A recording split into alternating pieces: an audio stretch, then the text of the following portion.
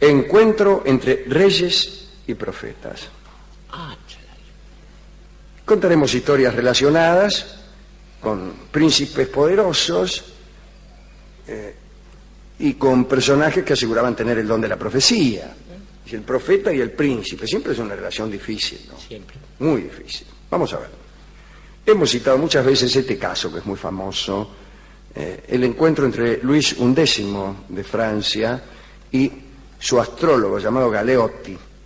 Parece que el rey no se separaba nunca de aquel clarividente. Y un día Galeotti predijo a Luis la muerte de la favorita Marguerite de Sassenage, y una semana después la muchacha se vio atacada por un mal desconocido. Entonces Luis XI se enojó con el astrólogo y dio orden de que lo arrojaran por una ventana, imagínense, que lo defenestraran.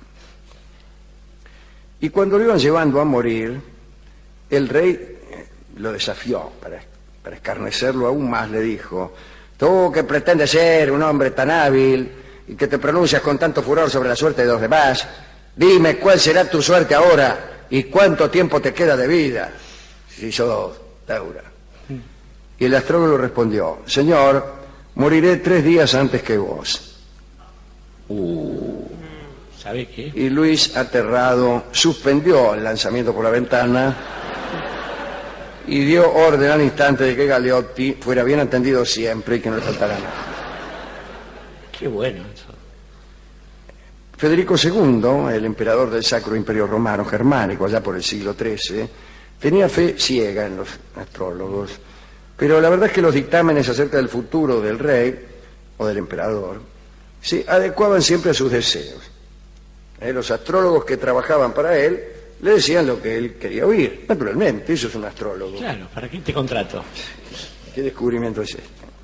La afición de Federico II por la astrología fue notable y tuvo mucho que ver con la segunda boda que contrajo. El emperador había estado casado con Constanza de Aragón, que murió en 1222. En 1225 se casó con Isabel de Brienne, que era muy joven, tenía apenas 14 años, discúlpeme.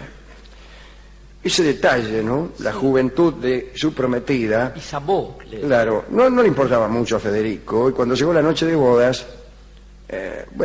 se aprestó a unirse, por decirlo así, a su nueva esposa sin más trámites. Pero el padre de Isabel de Brienne, Juan de Brienne, habló con los astrólogos del emperador y les pidió desesperadamente que intercedieran para sostener por un tiempo más la virtud de su hija. Entonces los astrólogos le señalaron a Federico que no era tiempo aún de emprender hazañas eróticas y que ya vendrían constelaciones más propicias. El emperador aceptó las indicaciones, desde luego con frustración y enojo, pero las aceptó. Claro, los astrólogos estaban un poco aterrorizados porque tenían miedo de perder el favor imperial si no lo complacían. Entonces conversaron con el padre de Isabel y le indicaron que para Federico era decisivo tener trato carnal con alguien. Así que había que satisfacer su deseo de algún modo. Entonces, junto con Juan de Brienne, hicieron un sospechoso diseño zodiacal y le sugirieron a Federico que podría ser beneficioso para su porvenir el encuentro con una prima de Isabel, que actuaba como dama de honor, y así Federico, unos días después, por indicación de sus astrólogos, se unió a una prima de su mujer, a la que tuvo por favorita durante un tiempo. Mientras tanto, iba esperando que la buena estrella indicara el momento en que pudiera unirse a Isabel. Al final se unió. Isabel no pudieron sostener la cosa durante tanto tiempo. En 1235, Federico se casó por tercera vez. Lo hizo con Isabel, princesa de Inglaterra. El emperador hizo determinar por los astrólogos cuál sería la hora más adecuada para engendrar un hijo varón. Él creía que realizado el trato sexual a una hora determinada, esto ayudaba a que el niño fuera varón, que fuera una niña, si uno lo deseaba.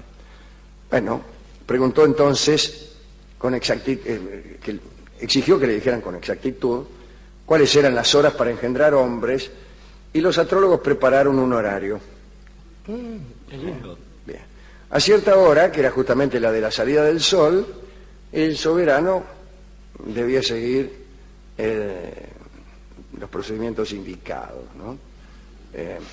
Estuvo con la mujer mientras el sol salía y luego le dijo, mientras acariciaba sus cabellos: lleva usted un hijo.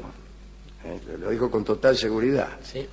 Ahora bien, el dictamen de los astrólogos fue equivocado. Primero porque la emperatriz tardó 2 años en dar a luz, y segundo porque tuvo una hija. Bien, el equipo de astrólogos fue cambiado. Imagínate. Enrique VII de Inglaterra reinó entre 1485 y 1509. Enrique Tudor. Enrique Tudor. Claro. Es el primer Tudor. Un día de 1509, Enrique se enteró de que un astrólogo había vaticinado que el rey moriría dentro de aquel año. Furioso, imagínese cómo se pone uno, ¿no? Furioso lo mandó a llamar y le dijo: si es que eres tan hábil en predicciones, dime si puedes decirme dónde te encontrarás en las próximas Navidades.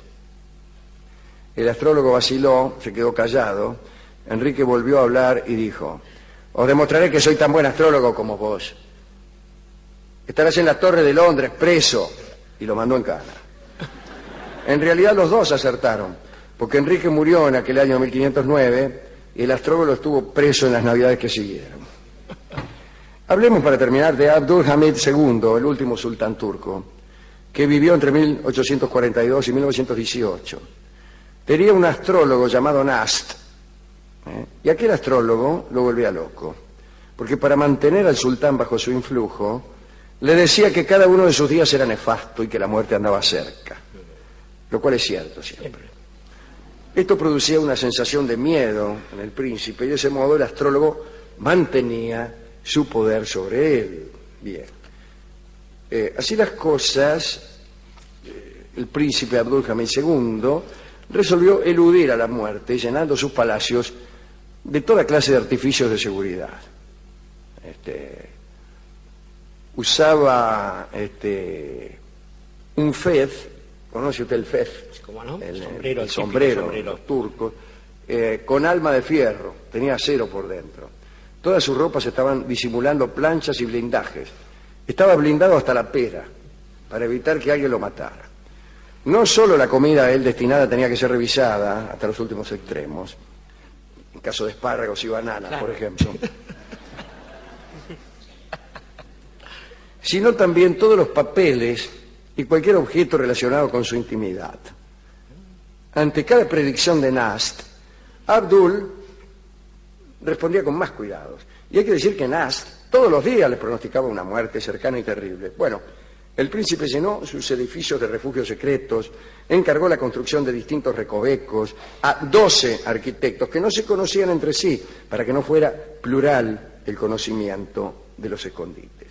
Los grupos de trabajadores actuaban bajo la voluntad deliberada de que no supiera ninguno de ellos lo que hacía la cuadrilla de al lado.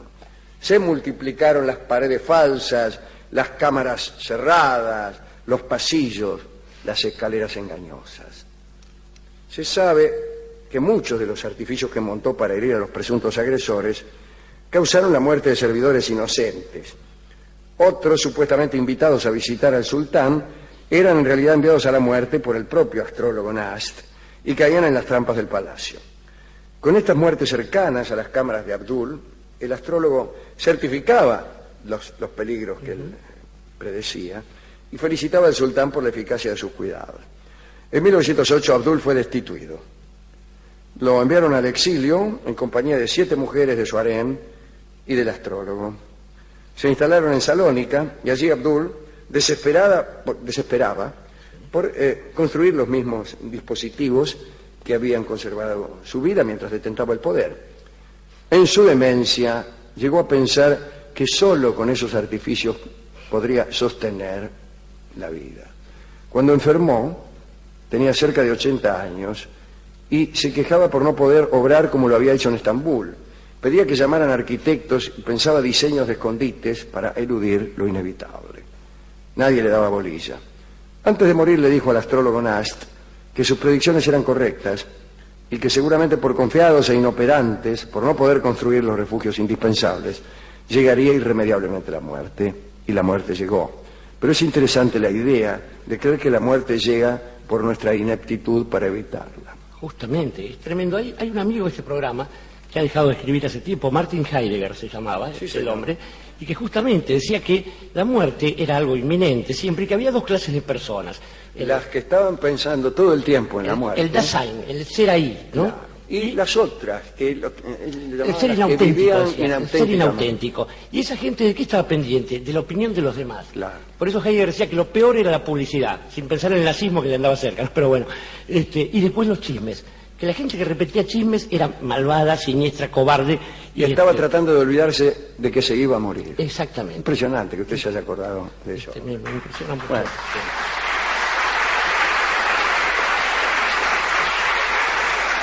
Bueno, hemos elegido, ya que de las estrellas se trata, esta hermosa canción que se llama Estrellita, en la versión guitarrística de don Roberto Grela.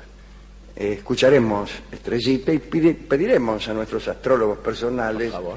que ya que están, ya que no les cuesta nada, Una lotería ahí al azar. claro, predigan Sí, mejor amores. que un castigo como el del turco, ¿no? Que mandarlo al exilio y con 7 minas, ¿cuál es el castigo? Claro. Digo? Bueno, quiero ese castigo. En Salónica con 7 minas Por favor. y un astrólogo. Esa Estrellita. Así cualquiera adivina. Estrellita toca don Roberto Grela. Adelante.